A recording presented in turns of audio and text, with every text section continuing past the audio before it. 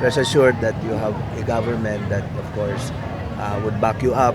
Hindi man sapat yung kaya naming ibigay, pero you have a government that will fight for you, and you have a provincial government that will be with you, especially in times of crisis. Matapos padapain ng sunod-sunod na bagyo ang probinsya ng Pangasinan noong nakaraang taon, desidido palalo si Pangasinan Governor Ramon B. Gico III na maisulong ang pangangalaga sa kalikasan.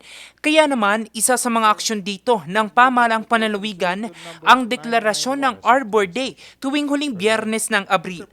Pagtitibayin ito sa isinusulong ni Philippine Councilors League Pangasinan President Martin Raul Season II na panukalang provincial ordinance. The observance of Arbor Day in Pangasinan on the last Friday of April serves as a meaningful activity to encourage and enjoin our fellow Pangasinenses to take part in the collective action of our provincial government agencies with the participation and support of local government units.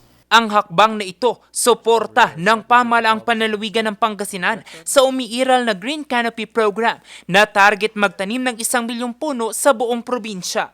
Together, let us foster a strengthened sense of awareness and shared responsibility for our natural environment.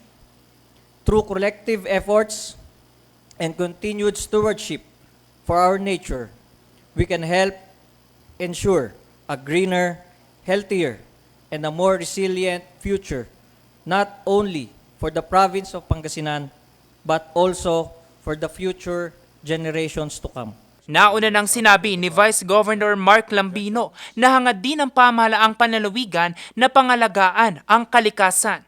Layunin po nito na siguraduhin na ang ating kinabukasan para sa ating mga kabataan ay may maasahan po sila na galing po na kagandahan mula po sa ating mga likas na yaman. Bukod sa panukalang ito, tuwing ika-25 ng Hunyo, ipinagdiriwang sa bansa ang Arbor Day sa ilalim ng Proclamation No. 643, Series of 2004. Jose Robert Inventor, RNG News.